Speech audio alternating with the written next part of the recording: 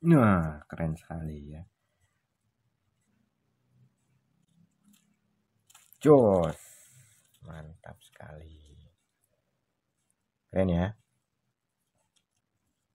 Assalamualaikum warahmatullahi wabarakatuh. Dengan baju yang sama karena tagnya di hari yang sama. Mumpung ada waktu ya. Sebelumnya, video sebelumnya sudah ngebahas tentang senjata kesayangan saya, Sharp Innova Ukip, senapan angin. Sekarang saya mau bahas peliharaan. Ini baru nih ya, saya bicara tentang peliharaan. Wah, gatel ini apa ya. Kadang kita sebagai pekerja ya, apalagi laki-laki sebagai pekerja keras, berangkat pagi, pulang malam, kadang terbesit, pengen pelihara sesuatu gitu.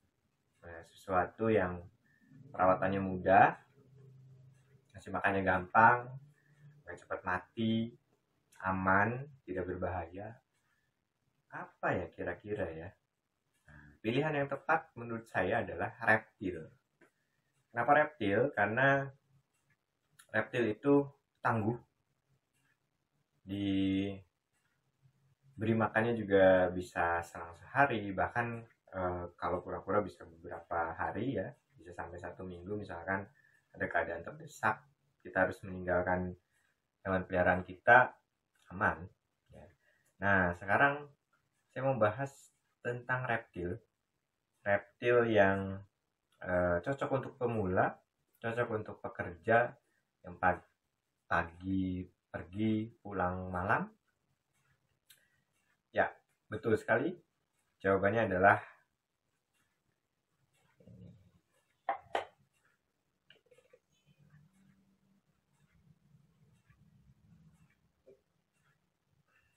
ya, betul sekali. Ini adalah jawabannya.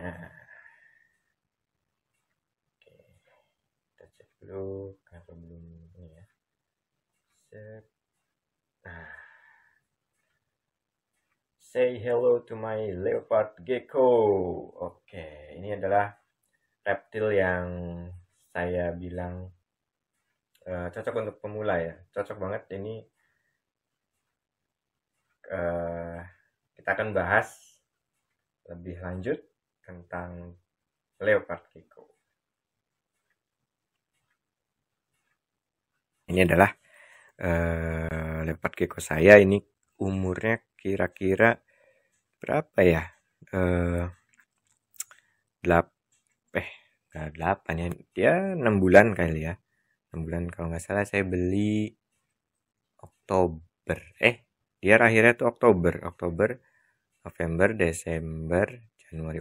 Ternyata 4 bulanan ya, 5 bulanan deh. Saya malas ngitung. Oke. Kalau dari corak menarik ya, karena leopard gecko biasanya warnanya cerah. Ya, seperti ini. Sangat menarik.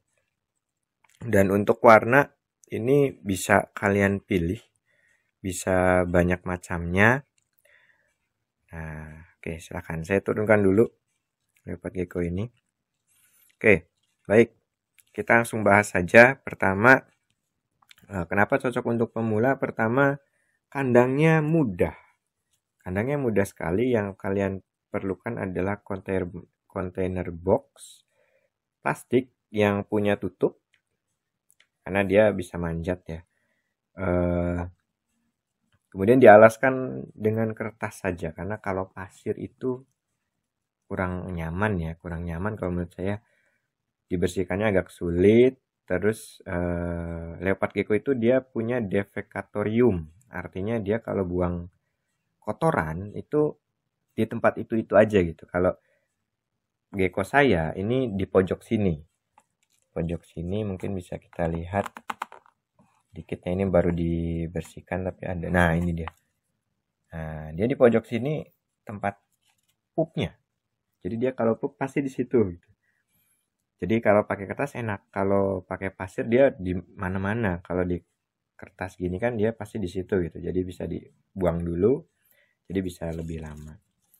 Yang kedua, setelah alas kertas, tempat sembunyi, hiding cave. Ya, karena mereka set dweller, jadi mereka suka sembunyi dan aktif di malam hari. Pasti siang hari butuh tempat sembunyi.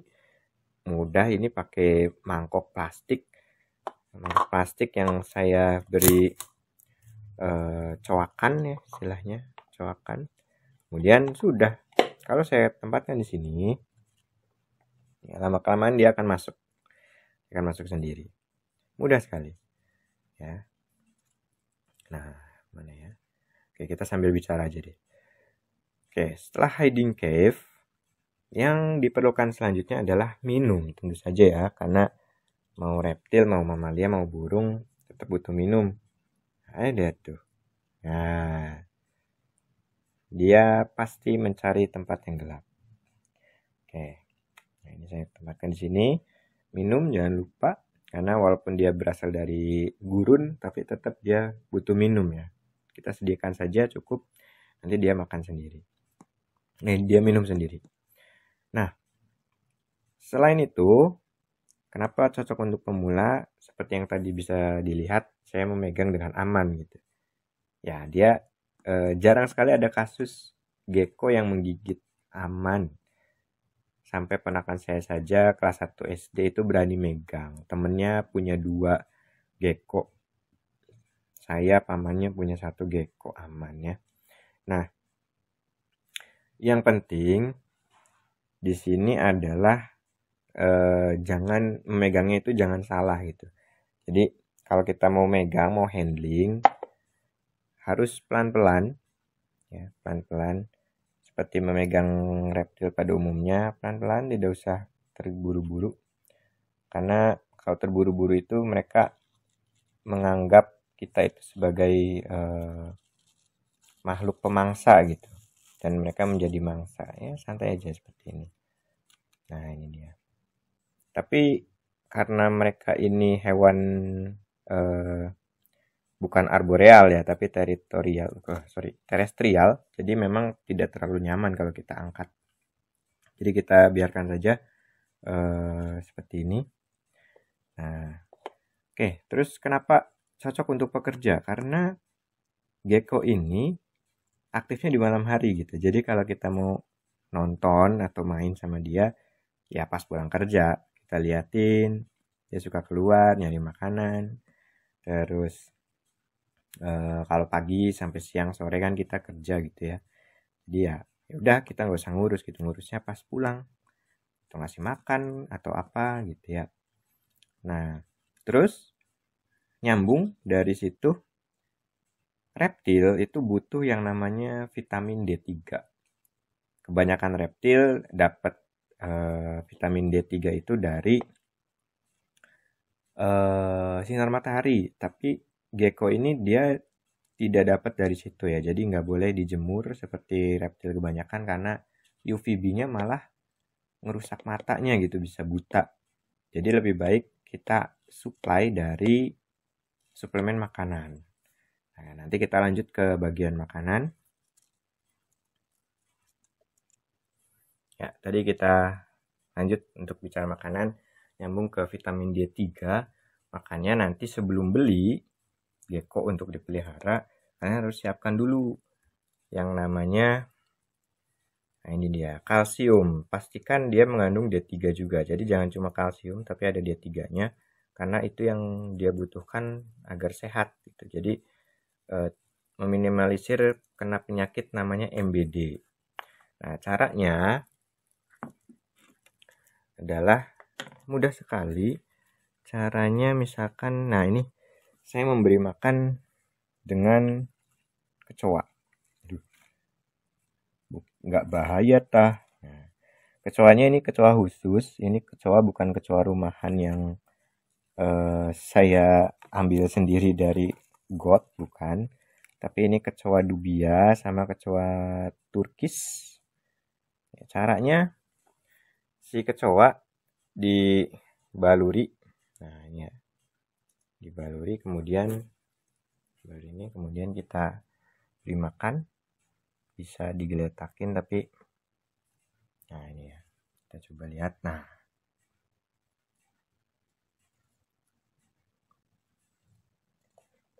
Nah, keren sekali ya.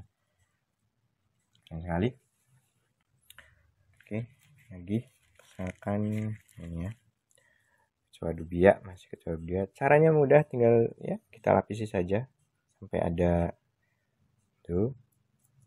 Kita ini namanya dusting. Ada yang harusnya ditaburi di pada sininya, tapi ya sudah. Lebih mudah seperti ini. Taruh sini. Nah, ya berburu. Jos. Mantap sekali. Keren ya. Keren dong. Seperti biasa. Set. Oke. Nah, ini dia. Nah, itu jangan lupa. Yang penting kita harus beri bubuk kalsium dan D3. Karena itu sangat penting untuk kesehatannya. Nah, untuk makanan sendiri. Seperti yang tadi saya bilang. Saya memberi makannya dengan kecoa dubia dan kecoa turkis ya. Kenapa? Karena ini bisa menghemat pengeluaran saya. Nah, ini salah satu keuntungan juga, dia hemat. Makannya mudah.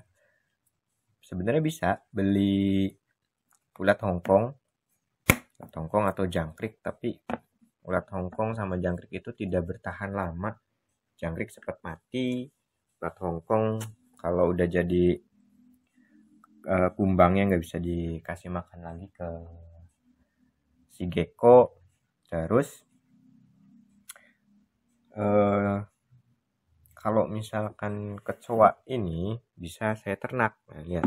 Ini saya beli kecoa turkis itu berapa ya? 20.000 yang nimfa sama yang telurnya kalau nggak salah. Terus sekarang sudah banyak sekali. Nah, ini lihat di sini. Nah, itu dia. Look at that. Banyak sekali ya. Tuh. Dan ini cukup untuk seumur hidupnya si gecko. Dan makannya mudah. Kebetulan saya suka nanam juga. Mungkin nanti akan bikin juga video tentang cocok nanam. Nah, ini daun murbei. Mereka makannya gampang. Makanya daun murbei aja gitu. Jadi saya hampir tidak mengeluarkan uang lagi sekarang itu, karena kecoa makan murbei, kecoa buat gecko. Jadi tidak ada biaya ya. Dan ini nggak mungkin habis ya, maksudnya kalau gecko saya taruh sini pun nggak akan habis. Jadi aman. Nah, oke. Ya, itu saja untuk sekarang. Mungkin kalau ada yang terlewat tentang si gecko ini, bisa nanti dituliskan di kolom komentar. Kurang lebihnya mohon maaf. Mungkin nanti next time kita coba bahas bagaimana cara menernak kecoa ya, untuk pakan reptil, bisa apapun. Oke, itu saja. See you next time.